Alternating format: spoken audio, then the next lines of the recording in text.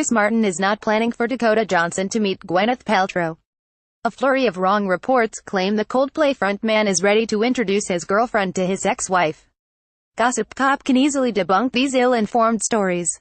The allegations were originally published by Grazia, a UK tabloid, which teases on the cover of its latest issue, Chris sends Dakota for the Gwyneth test. The contentions then rapidly spread online over the last few days after the Daily Mail picked them up online. The British paper asserts Chris has been setting up a meeting between the pair, and quotes a supposed source from the gossip magazine as claiming, it was only a matter of time until they'd meet, and Chris has already started suggesting an introduction.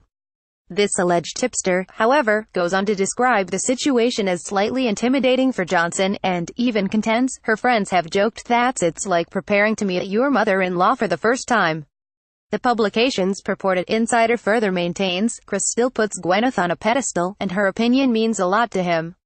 It might be awkward, but Dakota may well find that she has to get used to it.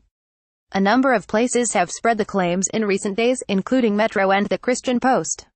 But there is two significant problems. Firstly, none of these outlets fact-checked the assertions. Secondly, had they investigated, they would have learned that Martin is not planning an introduction for the pair because Johnson and Paltrow have already met. The pair spent time together at a Goop-sponsored event back in the spring of 2014. They even posed for a photo with Jennifer Meyer and Tobey Maguire, along with Meyer's Hollywood executive dad, Ron Meyer. What's more is that Martin attended the gathering, too.